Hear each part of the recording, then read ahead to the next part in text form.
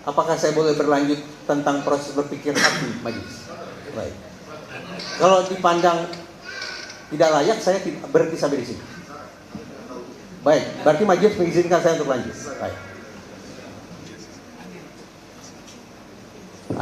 Saya diam sebentar untuk memastikan saya memilih kosakata yang tepat majelis. Saya karena ya serius majelis. Saya tidak mau memunculkan kesan bahwa saya sedang menghina lembaga peradilan, sama sekali tidak. Saya tidak memunculkan kesan bahwa saya melakukan ya katakanlah contempt of court atau tidak. Saya menjunjung penuh rasa hormat saya terhadap institusi peradilan, terhadap majelis. Saya lanjut majelis. Silakan, Pak. Baik. Tadi saya sudah sampai pada sebuah simpulan, jaksa tidak mungkin bergeser mencari faktor situasi. Sebagaimana advokat atau pengacara tidak mungkin bergeser mencari faktor disposisi. Nah, sekarang bagaimana posisi hakim? Begini. Sudah barang tentu dengan duduk di tengah, kenapa saya harus melihat saudara terus ya? Jadi kesannya saya jadi malah berpihak. Saya lihat majelis saja. Sungguh majelis, saya merasa merasa rendah lah duduk di kursi ini. Jadi berat juga menatap ke arah majelis. Apalagi karena posisinya kan berbeda. Mendongak bukanlah sebuah posisi yang menyenangkan untuk dilakukan. Tapi ya sudah, tidak apa-apa. Dengan duduk di tengah, maka kita terus-menerus yakinkan diri kita bahwa hakim berada pada posisi yang netral. Ibarat sebuah garis, di sini kutub sebelah sini ada penasihat hukum, di kutub sini ada jaksa, di tengah adalah hakim. Normatif seperti itu. Tetapi dengan segala hormat majelis, saya tidak teryakinkan. Saya tidak teryakinkan. Kenapa? Karena saya bisa dikoreksi sekiranya saya salah, mohon dimaafkan. Berkas yang diterima pertama kali otoritas pengadilan bukanlah berkas dari kedua belah pihak, tidak. Berkas yang diterima sejak 0 km, bahkan sebelum persidangan pertama berlangsung, adalah berkas yang diperoleh dari jaksa. Itu mengakibatkan betapapun secara teoritis hakim berada di tengah, tapi dari sudut pandang psikologi forensik, saya punya alasan paling tidak untuk khawatir atau menduga-duga bahwa karena berkas yang diperoleh sejak awal hanya dari satu pihak, maka sadar tidak sadar, sengaja tidak sengaja, framing terhadap proses persidangan yang mulia ini adalah framing sesuai potret situasi yang dibangun oleh jaksa. Dengan demikian, secara aktual, menurut saya majelis dengan segala hormat, hakim tidak berada di tengah. Tapi bandul itu berada di salah satu sisi. Karena hakim sudah terframing oleh berkas yang sejak awal, bahkan sejak sebelum dimulainya persidangan, hanya diberikan oleh salah satu pihak. Framing sudah berlangsung. Dari situ ingin saya katakan, pertama, betapa beratnya tugas penasihat hukum.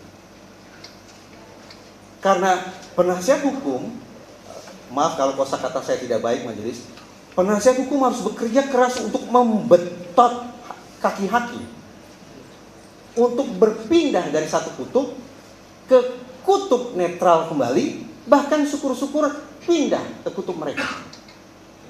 Dengan kata lain, ketika persidangan ini dimulai, pihak jaksa sudah mendapatkan bonus 1 poin. Sementara penasihat hukum 0. Tugas mereka adalah mengembalikan kedudukan ke 0-0, draw, imbang. Bahkan syukur-syukur mereka berusaha mengembalikan posisi ke 0-1. 1 untuk mereka. Dengan kata lain, dalam bahasa psikologi begini majelis, hakim sejak awal sudah mengalami framing. Yang harus dilakukan adalah deframing, menetralisasi efek framing, kemudian reframing, membangun framing ulang sebagaimana yang diinginkan oleh pihak seberang. Dari situ majelis, saya terus terang jadi lupa pertanyaan saudara pemohon apa. Tetapi yang iya, terus terang. Tapi mudah-mudahan ini relevan. Mudah-mudahan saudara ahli terangkan. Ya. Tentang praduga tak bersalah tadi ya.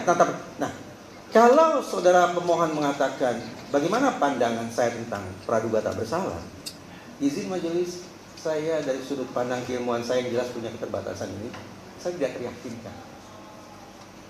Saya tidak yakin siapapun di ruangan sidang yang mulia ini, baik itu dengan segala hormat otoritas kejaksaan, otoritas advokat, dan dengan segala hormat otoritas hakim, sungguh-sungguh berada pada titik praduga, berada pada titik netral. Saya tidak yakin. Dengan segala hormat, demikian. Jadi saya tambahkan sedikit lagi supaya tuntas.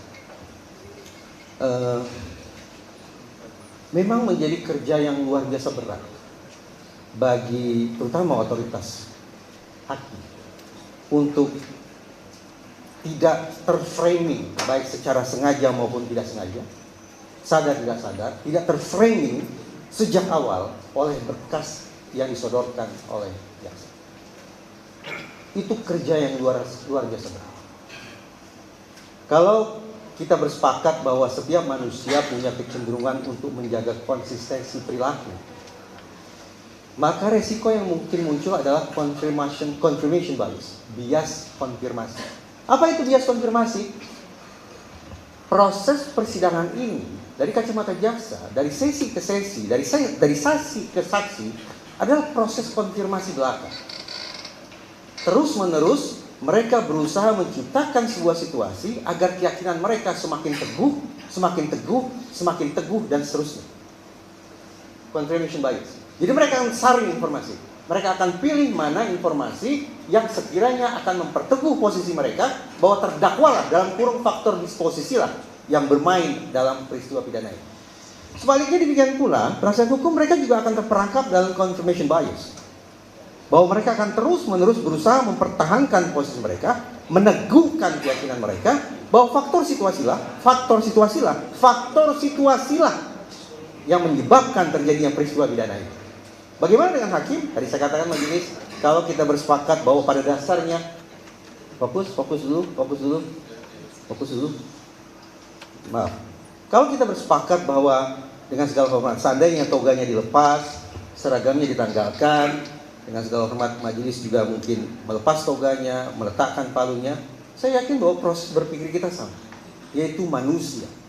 Dan manusia punya kecenderungan untuk mempertahankan keyakinannya, perilakunya, sampai melakukan bias konfirmasi.